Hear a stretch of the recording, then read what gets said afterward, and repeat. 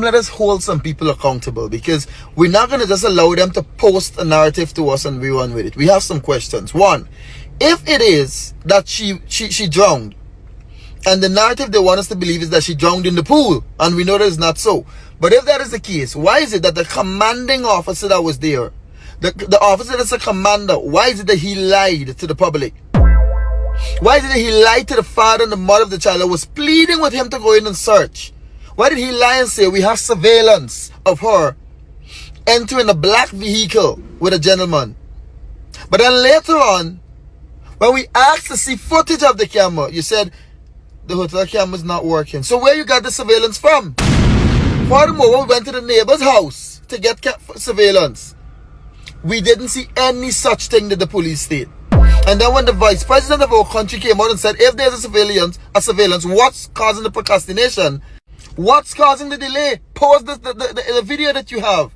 Then he came out and said, the force put out a statement saying that reports released were inconsistent with the reality and the facts of the matter.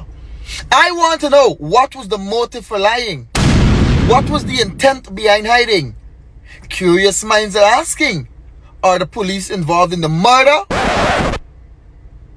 We get she drowned. How she drowned is what we want to know. And where she drowned, because it was not in the pool.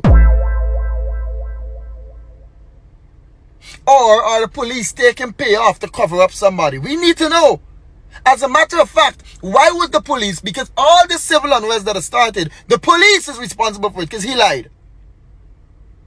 He's the one that made the people don't trust the system anymore. Why is he on administrative leave being paid by taxpayers' dollars and not asked to resign? Curious minds are also wondering, why is it when the body finally appeared in the pool and people are videoing, we are seeing individuals coming outside of a room upstairs, leaving the door open, standing up looking suspicious, and black smoke, heavy, thick black smoke is coming out of the room. What was being burnt in that room? Because the night before, when a very popular social media commentator was there recording the pool, nobody was seen in the pool.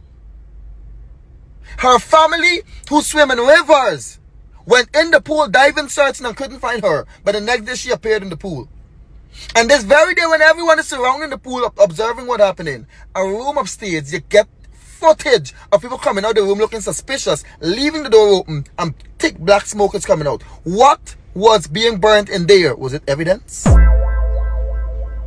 Why is it that there's a double wall in this hotel that leads to other bedrooms? Curious mind are wondering further, why didn't the smoke alert went off when that smoke started coming out? This is a big hotel. This is not a rundown motel stinking. This is a big fancy hotel with glass walls for some parts. And a smoke detector wasn't on?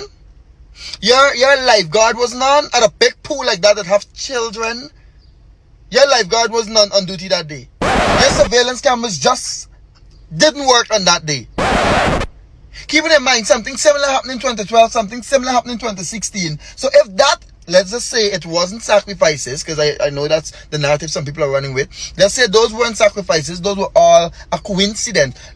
Those weren't enough to put you on alert to say, in this modern age, you need cameras. Miss me with the BS. What was Cotton doing in her nose? It appeared to me that it was Cotton. What was Cotton doing in her nose? This commander that was there, why wasn't he asked to resign? Why wasn't he fired? Why isn't he arrested and interrogated and if found guilty, jailed? You are there to serve and to protect. You could choose not to do it and be lazy with the adults, but our children, our daughters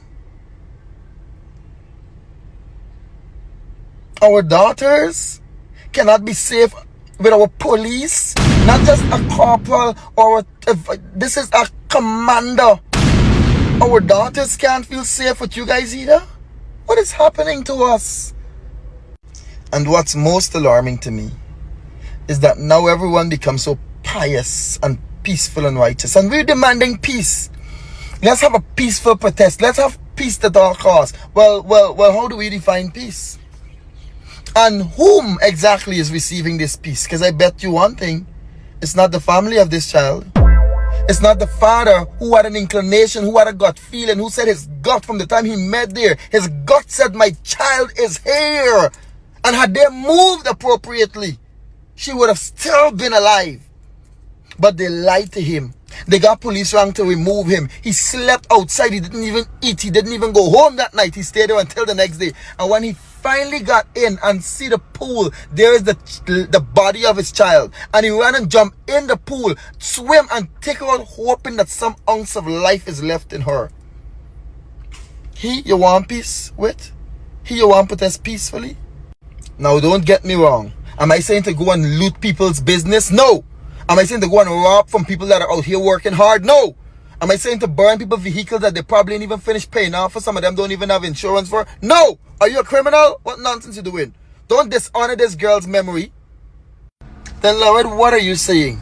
What I'm saying is that as long as that father lives, he will never get the memory of his floating daughter's body lifeless in that pool. For as long as he lives. He will have questions before she take her last breath. Was she staring at the entrance hoping that daddy would burst through there to rescue me? Was she hoping that somehow mommy would hear her screams? The grandmother would live knowing that maybe if she didn't turn to take out the food, she would have seen who took her. The mother would live regretting going to work that day because maybe if I was home, I would have gone with them. Regretting giving permission for them to go. So when I say a peaceful protest, who is getting this peace? Silence the sound, out all the fire, do everything you have to, there is still no peace. The only way peace will enter this family is when justice is served. Fire the police. Then interrogate him, and if he's found guilty, charge him. But stand and demand justice. Put pressure on the politicians and put pressure on the higher ups in the police force. Mr. Hickings and them have to make a decision. And this should call for a reopening of the case of 2012 and 2016. Of the people that died at that hotel. Nonsense and beyond. Stand your ground. What is peace? And who is experiencing this peace? If vehicles have to be blocked, block the road. Let them find another direction. Block the road.